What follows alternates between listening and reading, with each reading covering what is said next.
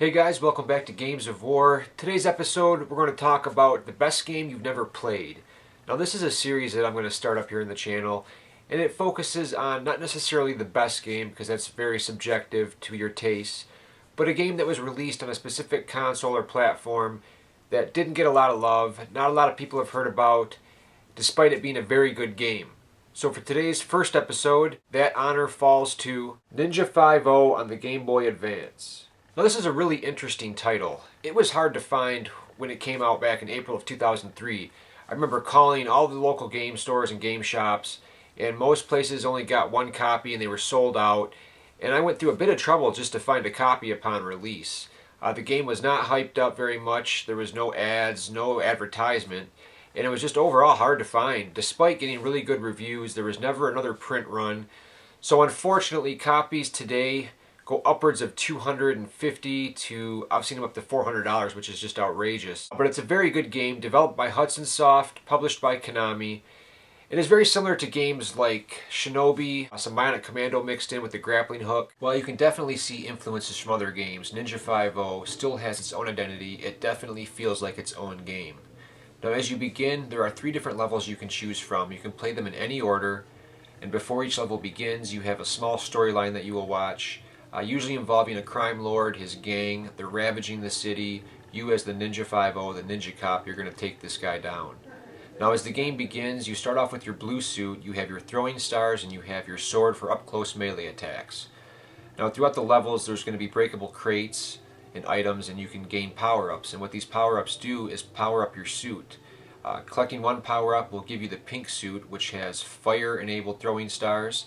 And if you collect one more power-up, you'll get the black suit, which has got really powerful throwing stars.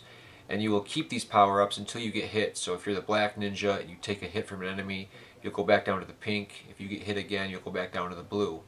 Now in addition to this, you've also got ninja magic. There are screen clearing attacks, which is really helpful against the bigger enemies and bosses.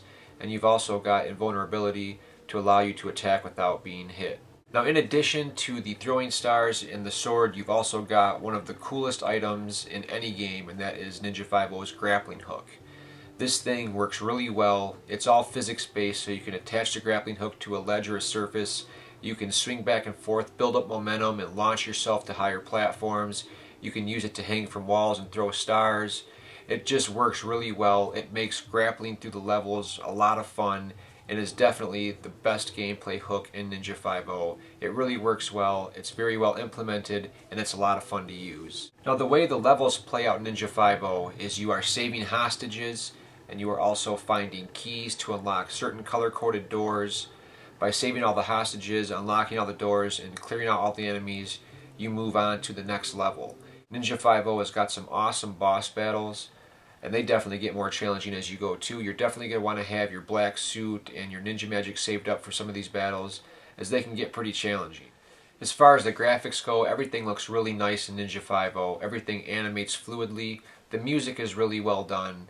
And as far as Game Boy Advance games go, it's up at the top of its class in my opinion in terms of platformers.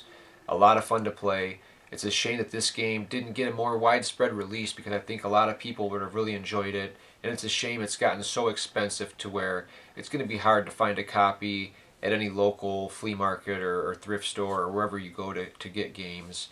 Very pricey, very hard to find.